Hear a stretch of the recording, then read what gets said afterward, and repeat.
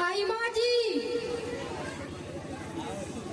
बहरी हो गई हो, सुनाई नहीं देता, कब से चिल्ला रही हो? रख दो। आपने मुझे बुलाया? हाँ बुलाया, लेकिन तुम्हारी शक्ल देखने के लिए नहीं बुलाया। तुम्हारी शादी के वक्त तुम्हारे बाप ने कहा था कि दहेज में 5 लाख रुपए और एक 4 पहिए गाड़ी देने के लिए कहा था, लेकिन अभी तक क्यों नहीं भिजवाई?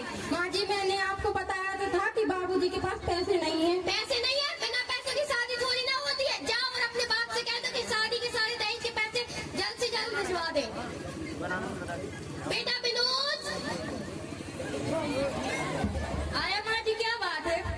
इधर आ, तुझे पता है तेरी ससुराल वालों ने अभी तक दहेज के पैसे नहीं भिजवाए। वो सब तो आप ठीक कह रही हो माँ जी, लेकिन आप चिंता मत करो, मैं दहेज के पैसे चुटकी बजाते ही निकलवा। अच्छा ठीक है बेटा, जा। बहू, ओ बहू। आई माँ जी। अभी तक दहेज के पैसे क्यों नहीं आए? माँ जी बाबूजी के पास पैसे नहीं है। रुक जा, तेरी कैची की तरह जुबान चल रही है, अभी बताती हूँ तुझे। बेटा विनोद।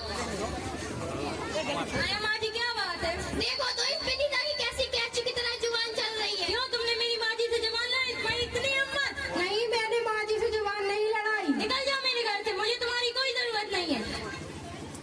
भगवान के लिए मुझे मत निकालिए। मैं कहाँ जाऊंगी? बाहर में जाओ, मुझे तुम्हारी कोई जरूरत नहीं है।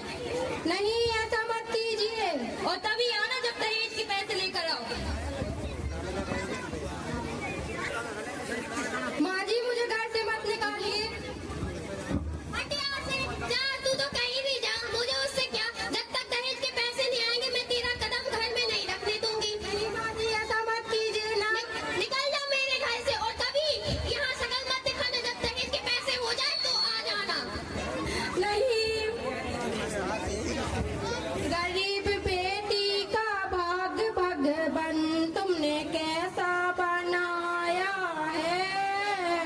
गरीब बेटी का भाग भगवान तुमने कैसा बनाया है। जिस युग में जन्म लिया उस युग में सताया है। अहल्या जैसी नारी को इंद्र ने सताया है। उनके पति ने उनको पत्थर का बनाया है। गरीब बेटी का भाग भगवान तुमने कैसा बनाया है। बाबूजी, क्या हो गया बेटी, क्यों रो रही हो? उन्होंने मुझे घर से निकाल दिया। क्यों निकाल दिया? आपके दहेज ना देने के कारण। बाबूजी, ये भी तुम्हारा घर है, यहीं पे भी रहो। ठीक है ठीक है।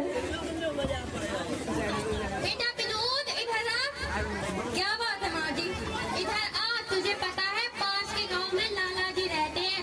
उनकी एक सुंदर कन्या है, बीए पास है। वो लोग बहुत पैसे वाले हैं, हमें बहुत सारा दहेज देंगे। तू एक काम कर, तू ना उन्हीं की लड़की से शादी कर ले। हाँ माँ जी, अब तो मैं शादी वही करूँगा, चाहे लड़की जैसी भी हो। अच्छा जा बेटा, और मेरे लिए नई बहू लेकर आ। ठीक है माँ जी।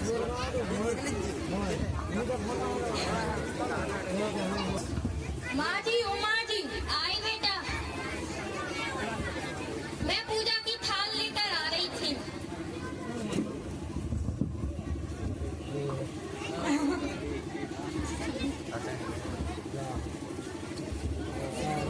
कोमल, माँ के पैर छुओ।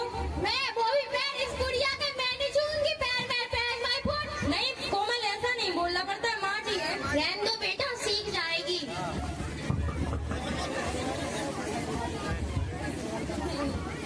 माँ जी, ओ माँ जी।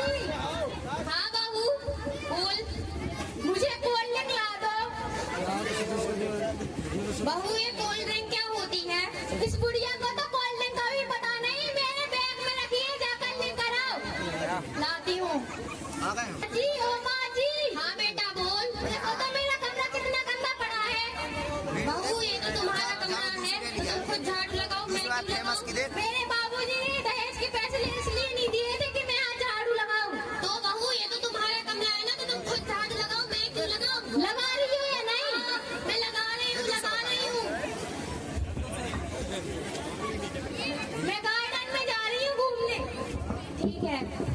माँ जी ओ माँ जी। हाँ बेटा बोल। माँ जी आप यहाँ पर झाड़ू लगा रही हैं और पलक कहाँ पर है? पलक बागीचे में घूमने गई हैं। उसकी इतनी हिम्मत कि वो आपसे झाड़ू लगवाए। मैं अभी देखता हूँ उसे। पलक ओ पलक, क्या है? तुम वहाँ बगीचे में घूम रही हो, मेरी माँ जी वहाँ पर झाड़ू लगा रही हैं। वो तो लगाएंगी ना। क्यों तुम झाड़ू नहीं लगा सकती? मेरे बाबूजी ने दहेज के पैसे इसलिए नहीं दिए थे कि मैं यहाँ झाड़ू लगाऊं।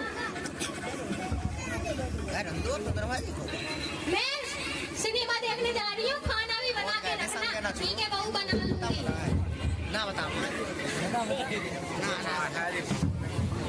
माँ जी ओ माँ जी। हाँ बेटा बोल। एक बात कहूँ? हाँ बेटा बोल। माँ जी इससे अच्छा तो मेरी पहली ही पत्नी थी। तू सही कह रहा है। जब से ये नकटी आई है तब से मुझसे लगातार काम ही काम करवाती जा रही है। और विनीता ने तो दहेज ना दिया हो, लेकिन मुझे इस तरह काम नहीं करना पड़ता था। और उस पलक के आने से तो मेरी हालत ही खराब हो गई। तू एक काम कर, मुझे विनीता के घर ले चल। माँ जी विनीता मान जाएगी क्या? हाँ मान जाएगी, और पलक का उसका दहेज वापस कर देंगे। और तू मुझे विनीता के यहाँ ले चल, मैं उसे जिद करके मना ही लूंगी। ठीक है माँ जी।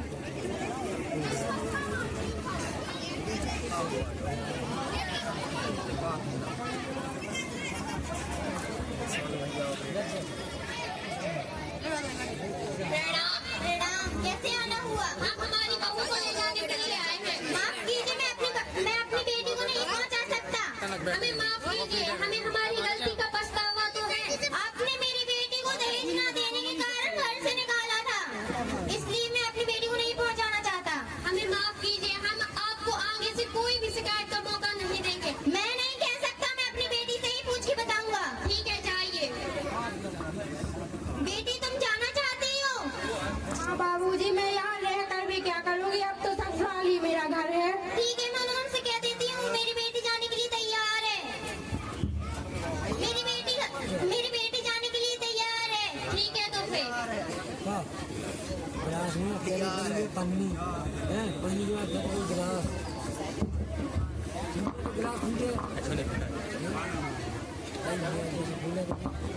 मैं उन सभी दहेज वासियों के लिए एक पंक्ति गाना चाहती हूँ जो दहेज लेते हैं। ओ दहेज के ठेकेदारों, तुम्हें अकल तब आएगी। ये दहेज की बीमारी भारत से किस दिन जाएगी। ओ दहेज के ठेकेदारों, तुम्हें अकल तब आएगी। ये दहेज की बीमारी भारत से किस दिन जाएगी। लड़कों का भी हुआ प्रमोशन, मांगे सिस्टम कहते हैं हमें दहेज चाहिए, ना देने पर लड़ते हैं। ओ दहेज के ठेकेदारों, तुम्हें अकल तब आएगी। ये दहेज की बीमारी भारत से किस दिन जाएगी। रोग असाध्य है दहेज का, हर घर इसका भोगी है। ओ दहेज के ठेकेदारों, तुम्हें अकल तब आएगी। ये दहेज की बीमारी भारत से किस दिन जाएगी। धन्यवाद। मैं सभी से कहना चाहता हूँ कि दहेज लेना और दहेज देना एक कानूनन अपराध है, इसलिए ना किसी से दहेज ले और ना किसी को दहेज दे। धन्यवाद। जय हिंद, जय भारत। YouTube